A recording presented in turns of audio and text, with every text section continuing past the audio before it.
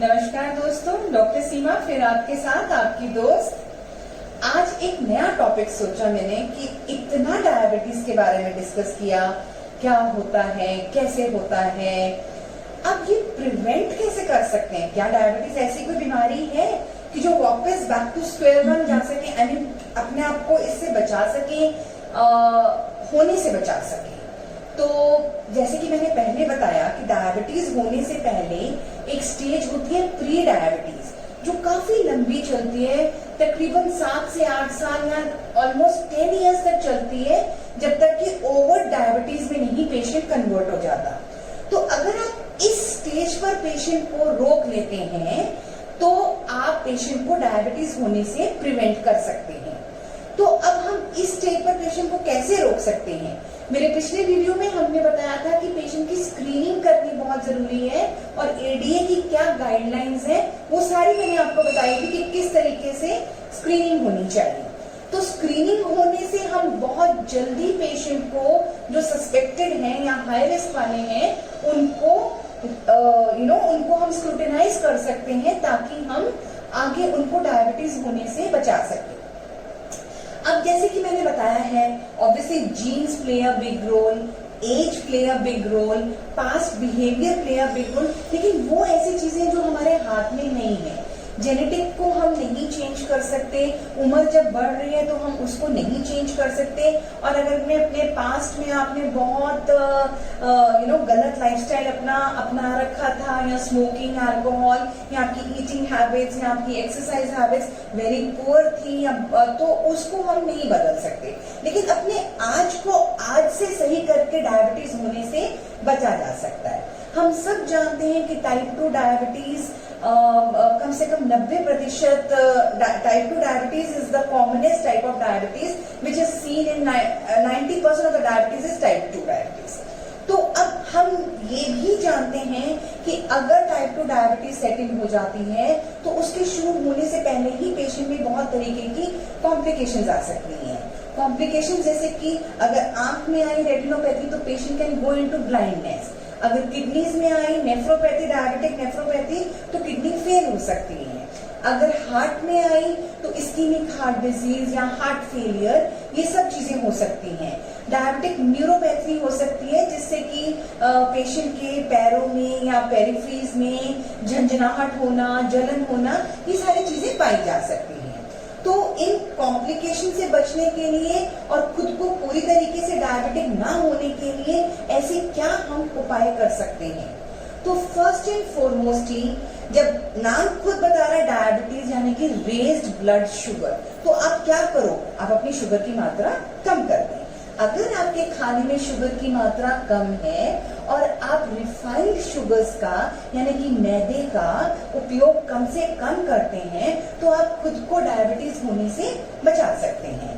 अब ये जो सिंपल शुगर्स हैं जो मुंह में जाते ही घुल जाती हैं और एकदम आपकी ब्लड शुगर रेज कर देती हैं, तो इस तरीके के सिंपल शुगर्स को हमको अवॉइड करना चाहिए and we should go in for the complex carbohydrates. Coarse grains खाने चाहिए, ना कि मैदा और सिंपल शुगर्स खाने चाहिए। सिंपल शुगर्स किसमें पाई जाती हैं? आपकी कोल्ड ड्रिंक्स में, चॉकलेट्स में, कोई भी ऐसी चीज जो मुंह में लेते ही एकदम बहुत मीठी लगे, दैट इज सिंपल शुगर, क्योंकि उसके ब्रेकडाउन में ज्यादा टाइम लगेगा नहीं, एकदम ब्लड शुगर को रेज कर देगा। तो अब क्या होता है कि जब आप सिंपल शुगर्स इन सब का सेवन ज्यादा करते हैं तो जो लोग प्री डायबिटिक है वो तो मान लें कि वो अपने आप को वो चल नहीं रहे डायबिटीज होने के लिए, वो खुद को they are running towards diabetes, वो भाग रहे हैं तेजी से डायबिटिक होने के लिए। तो अपनी सिंपल शुगर्स और अपनी रिफाइंड कार्बोहाइड्रेट्स को कम कीजिए, क्योंकि क्या होगा, एकदम शुगर लेवल्स बढ़ेंगे तो बॉडी में क्या, ब्रेन सिग्नल देगा पैनक्रियास को इंसुलिन सिक्रेट करने का। अब इंसुलिन सिक्रेशन भी ज्यादा बढ़ेगा। टाइप 2 में मैंने क्या बता रहे थे, इंसुलिन रेजिस्टेंस है, तो इंसुलिन रेजिस्टेंस होने के कारण इंसुलिन की मात्रा ज्यादा बढ़ेगी, यहाँ ब्लड शुगर ज्यादा बढ़ रहा है। धीरे धीरे क्या होगा कि टाइप 2 डायबिटीज सेट इन हो जाएगी, प्री डायबिटीज से पेशेंट ओवरटली डायबिटीज पे आ जाएगा। तो ये एक बहुत इंपॉर्टेंट चीज है। दूसरी चीज है कि अगर आप रेगुलर फिजिकल एक्टिविटी करते हैं, Physical activity could be in any form. You can go in for any aerobic exercises like walking, cycling, swimming या weight training यानी कि muscle strengthening exercises. तो इस तरीके की अगर आप एक्सरसाइज करते हैं और डेली एक्सरसाइज करते हैं तो आप अपनी इंसुलिन सेंसिटिविटी बढ़ाते हैं. इंसुलिन सेंसिटिविटी बढ़ाते हैं, साथ में इंसुलिन सिक्रीशन ज्यादा हो जाती है. तो अगर इंसुलिन सेंसिटिविटी बढ़ जाती है तो क्या होगा कि जो शुगर लेवल्स आपके ब्लड में है they will be better utilised in the cells. तो लेकिन ये पाया गया है कि अगर आप मॉडरेट एक्सरसाइज करते हैं तो आप 51% इंसुलिन सेंसिटिविटी बढ़ाते हैं. अगर आप विगरस एक्सरसाइज करते हैं 86% इंसुलिन सेंसिटिविटी बढ़ाते हैं. पर वो इंसुलिन सेंसिटिविटी सिर्फ आपके वर्कआउट वाले डेज में ही होगी. तो इसलिए ये मानकर चलिए कि रोज वर्कआउट रेगुलर वर्कआउट करना बहुत आवश्यक है खुद को डायबिटीज होने से बचाने के लिए. अब तीसरी चीज क्या है? तीसरी चीज है to drink more of water. कोई और बेवरेज लेने की बजाय अगर आप पानी का सेवन ज्यादा करते हैं, यानी कि अगर आप मीठे कोक्स या सोडास इन सबको अवॉइड करते हैं बिकॉज इनके अंदर बहुत प्रिजर्वेटिव्स हैं, एडिटिव्स हैं, आर्टिफिशियल स्वीटनर्स हैं, इन सब से अगर बच के अगर आप सिर्फ पानी पीते हैं तो आपकी बॉडी के लिए वो बहुत अच्छा माना जाता है. दूसरा ये भी देखा गया है कि अगर आप वाटर इनटेक आपकी अच्छी है तो आपके शुगर लेवल्स मेंटेन रहेंगे, आपका वेट भी मेंटेन रहता है. अब क्योंकि मैंने वेट कंट्रोल, वेट लॉस, क्योंकि मैंने आपको पहले ही बताया है कि जो टाइप 2 डायबिटिक्स हैं मोर और लेस उनमें मोटापा ज्यादा पाया गया है. तो मोटापा भी कहाँ होता है? They have this central obesity, abdominal obesity. अब एब्डोमिनल ओबेसिटी से क्या मतलब है कि उनके अंदर विजरल फैट ज्यादा है. विजरल फैट ज्यादा होने से क्या होता है? इन्फ्लेमेशन के चांसेस ज्यादा है, इन्फ्लेमेटरी मार्कर्स ज्यादा है. तो इन्फ्लेमेशन ज्यादा है, इंसुलिन रेजिस्टेंस उनमें ज्यादा आ जाती है, यानी कि इंसुलिन सेंसिटिविटी कम हो जाती है. तो वापस वो फिर डायबिटीज की तरफ बढ़ रहे हैं. तो अगर आप उनका वेट लॉस करते हैं, ये कहा गया है, कुछ स्टडीज में पाया गया है कि minimal weight loss, even if you lose 1 kg of your weight, you reduce the risk of getting diabetes by 16%. तो ये बहुत इंपॉर्टेंट चीज है कि आप अपने वेट की तरफ ध्यान रखें और वेट लॉस होने के लिए कोशिश करें.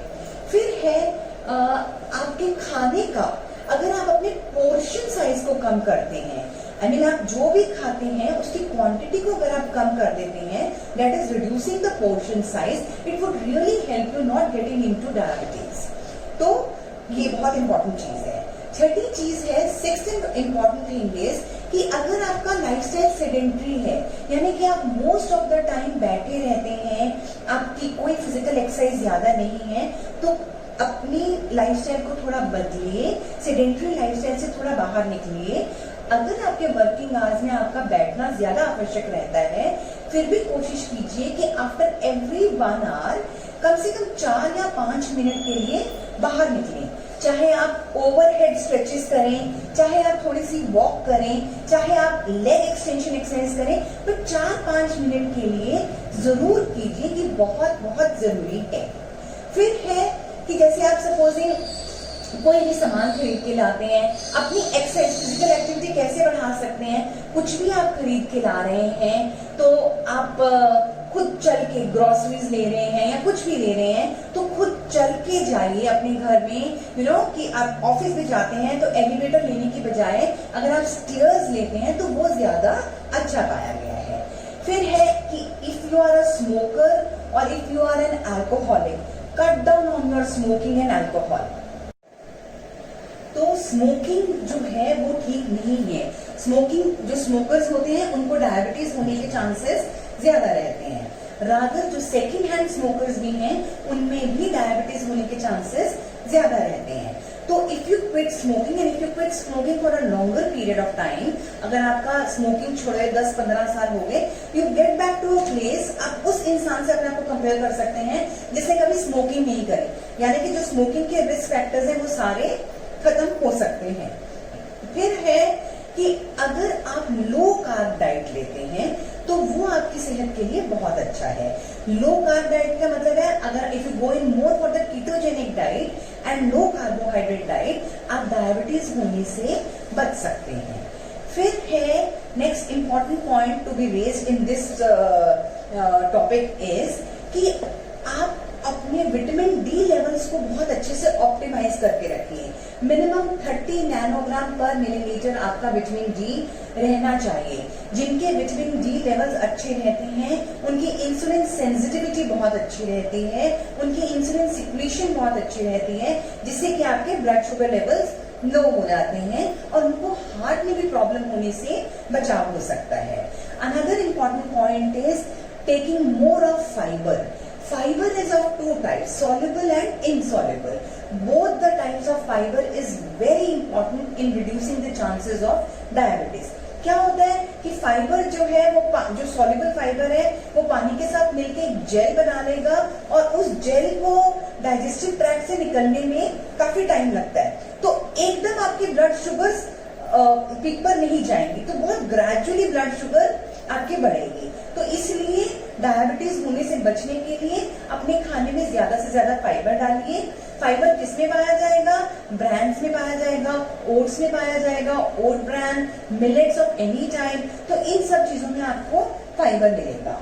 फिर है T and coffee. It is good if you take more of tea and coffee because they both have antioxidants. Green tea में भी बहुत इंपॉर्टेंट एंटीऑक्सीडेंट्स हैं और अगर आप चाय और कॉफी लेते हैं तो आप दूसरे तरीके के बेवरेजेस से बचते हैं।